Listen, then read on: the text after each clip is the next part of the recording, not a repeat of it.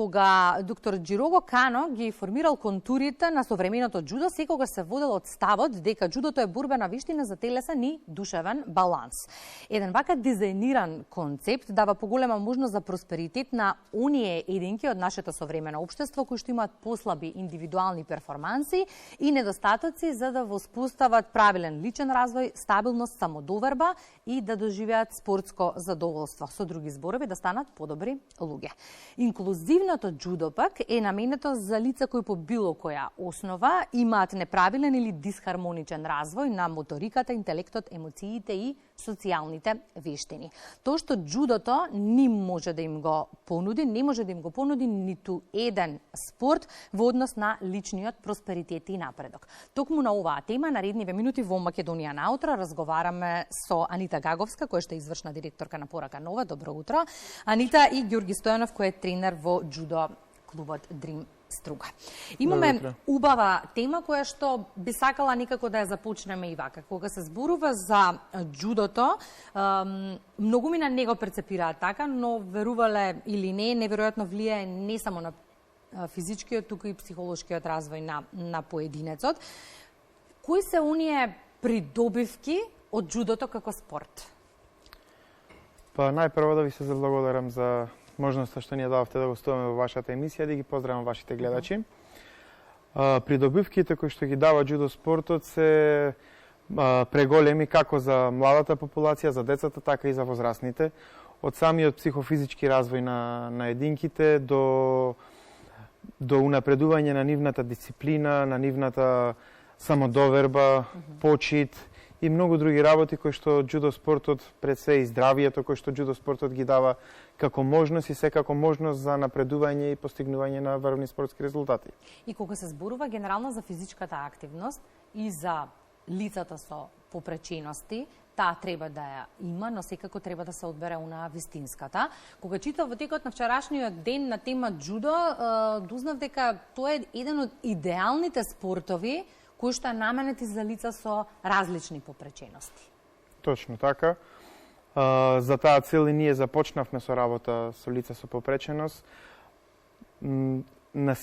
Џудото е спорт кој што може да се адаптира за сите видови на лица, посебно и за лицата со попреченост, со цел инклузија во спортот, инклузија во самото општество и многу здравствени социолошки придобивки, социјални придобивки за лицата со попреченост. Дека џудото е навистина неверојатно инклузивен спорт, го докажувате и со проектот за кој што би сакала да проговориме наредниве минути. Џудо за сите го организирате со неколку организации, интернационален. Ајде сега детали за гледачите. Да, проектот Judo for All, џудо за сите, е проект европски од Erasmus Plus програмата и е во сработка со џудо клубови од Балканов, поточно Македонија, Србија и Романија. Тоа се џудо клубови кои што почнаа да имплементираат инклузивно џудо и адаптивни техники за лица со посебни потреби. Се започна во рамки на проектот да се имплементираат прво тренинзи, инклузивни тренинзи за лица со посебни потреби. Во рамки на проектот имавме исто зимски камп во Србија, каде што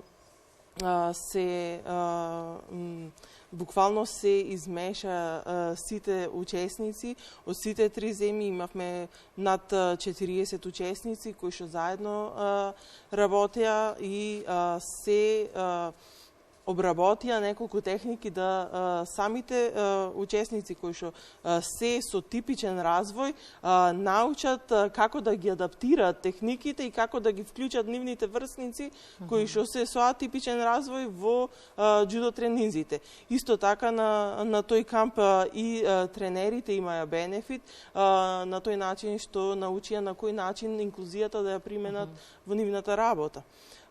Планираме сега, сме во пред настанов имавме национални надпревари во сите земји, се одбраја учесници за интернационалниот надпревар, турнир кој што ќе се организира за 2 недели во струга.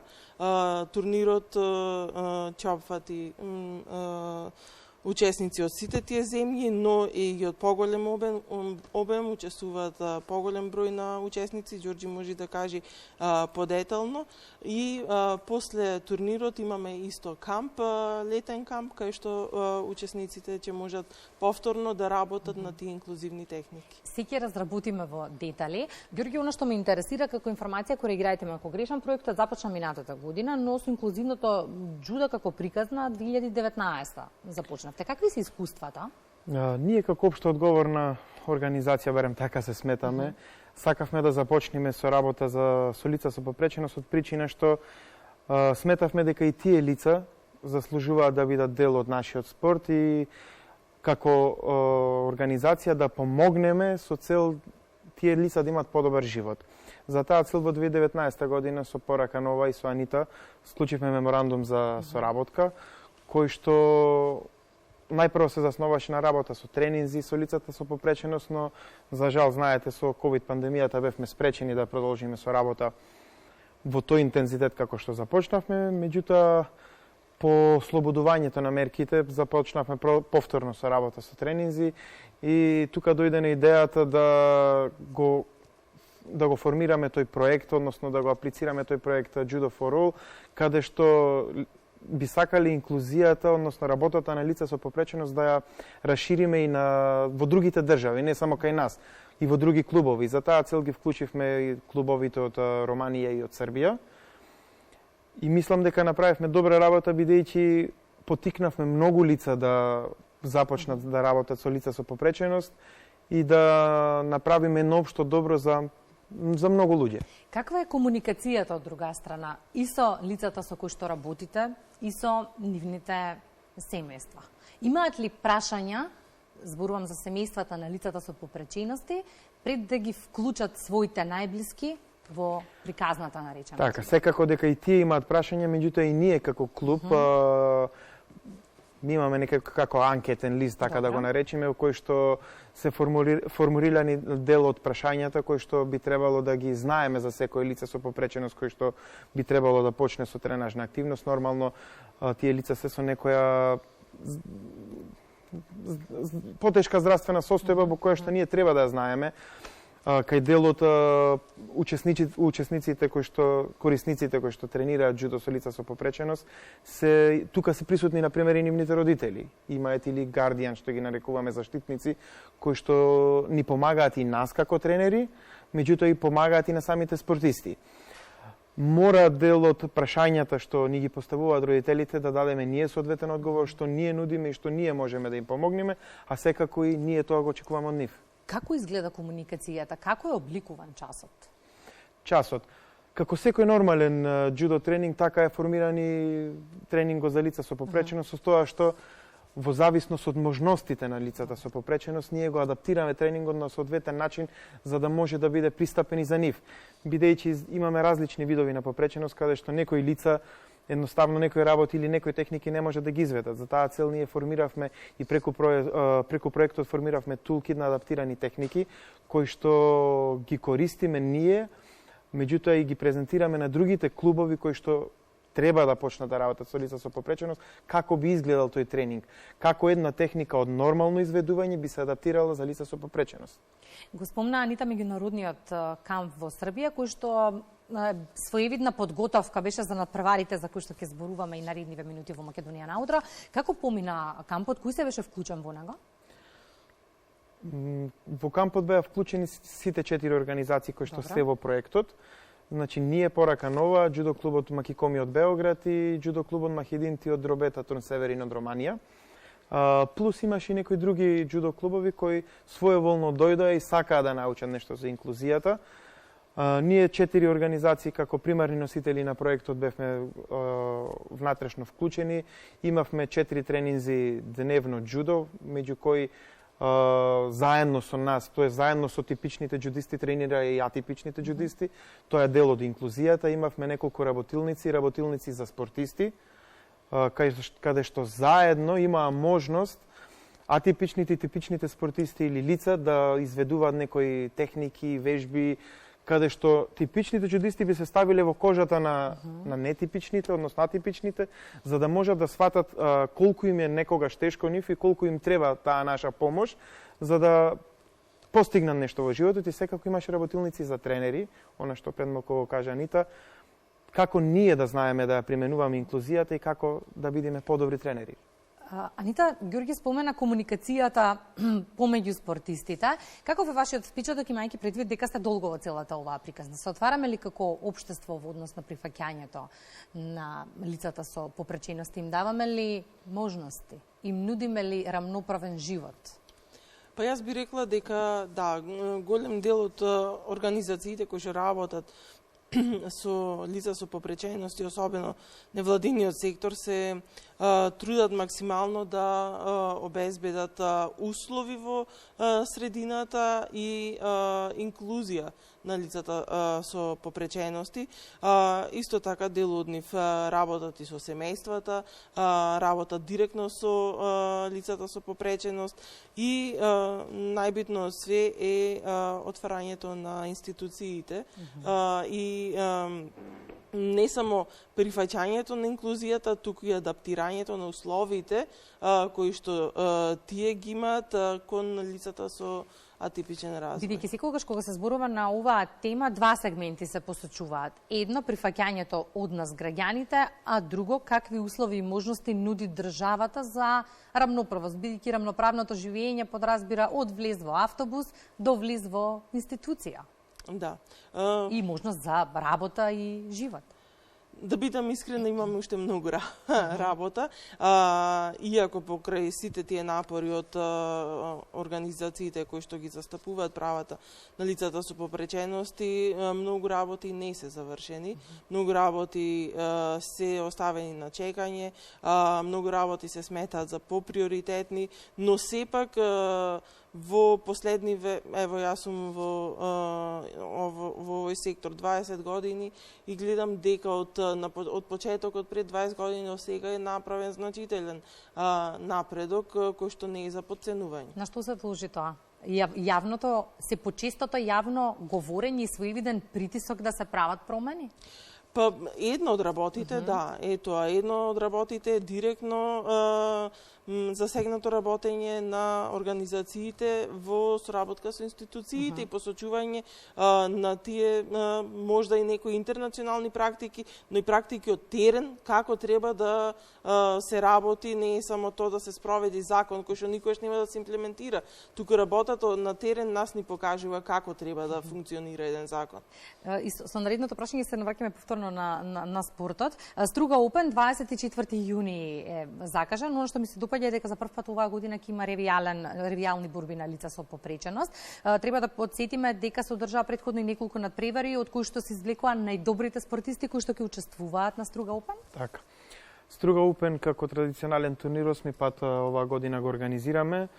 На него настапуваат повеќе од 500-600 џудисти од цела Европа. За прв пат оваа година во рамки на проектот Judo for All вклучивме и лица со попреченост, значи ќе има специјален дел каде што само лица со попреченост ќе настапат на надпреварот. Исто секако и тие ќе бидат нормално третирани, наградувани како сите останати, ќе биде буквално да бидат исти како останатите џудисти. Тоа е она што ни беше целта, да ги вметнеме во тој надпревар како сите останати.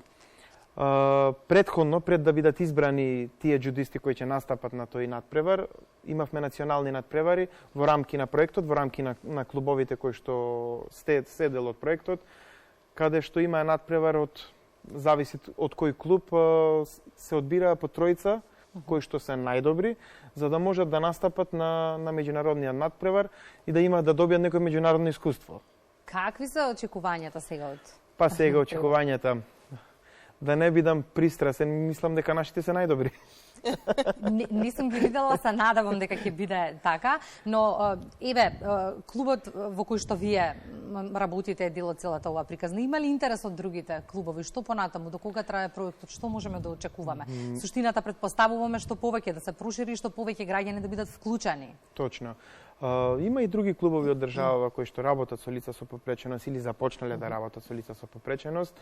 Јас искрено, сигурно и Анита и останатите организации од проектот сме многу задоволни од причина што голем дел од клубовите низ Балканот, не само во Македонија, поттикнати од нас, да речам, поттикнати од проектот Judo for All, започна да работат со лица со попреченост. Имаме случаи, на пример, и на клубови во Белград, на клубови во Босна, во Бања Лука, каде што започнаа да работат со лица со попреченост. Ние претходно имавме некои интензивни разговори за соработка. Од наша страна им беше укажано што ние го правиме со лицата со попреченост и за наша среќа и, да речем, уште поголем мотив, им дадовме поттик да почнат да работат и започнаа. И за суштински да им доловиме на гледачите како за крај на разговорот, кој е бенефитот од цела оваа приказна? Какви промени забележувате од граѓаните со кои работите од почетокот па еве до овој момент од приказната? Јас би кажал од моја гледна точка како што тренер, и нивните семејства. Да, како тренер, пред све личната сатисфакција, кога ќе видиш насмевка, задоволни лица, една слика баш од националните надпревари ми остана во сеќавање, каде што така го прославува добивањето на медали и на дипломи од надпреварот. Значи, личната сатисфакција моја да видам среќни лица кај некој што вистина има потреба малку од повеќе грижа во животот, е пред све. Секако и градењето на репутацијата во општеството е исто голем и важен фактор, бидејќи сепак кога работиш со лица со попреченост, кога си одговорен и сакаш да пружиш помош на некого што навистина му е потребно, и тоа е добар пример и голем мотив како ние се водиме. По тоа берем како јас се водам. Посакувам успех и раст на проектот во меѓувреме. Анита, што е најприоритетно, најнеопходно во однос на промените кои сега веднаш треба да се направат? Во поглед на лицата со попреченост? Во поглед на лицата со попреченост и нивната инклузија. Па, на прво место, што поголем број на разноврсни социјални услуги кои би им се нуделе, поголема поддршка од соодветните институции, поголема соработка на прво место, значи да пак ќе речам да се видат искуствата од терен и што да се прашат и самите лица со попреченост и семејствата нивни што им е нив потребно, да не предпоставуваме што им е нив потребно. Инаку во поглед на тоа што го кажа Ѓорѓи за бенефитите од џудото, дисциплината која што ја учат лицата со попреченост од џудото и надпреварувачкиот дух кој го стекнуваат, а особено социјализацијата се трите најбитни бенефити кои што ги имаат од инклузивното џудо. Јас посакувам успех на Струга Опен и Благодариме. Се надевам тука да се видиме повторно на истово место со награди и убави информации следно. Благодариме. Благодарам многу за гостувањето во Македонија наутро.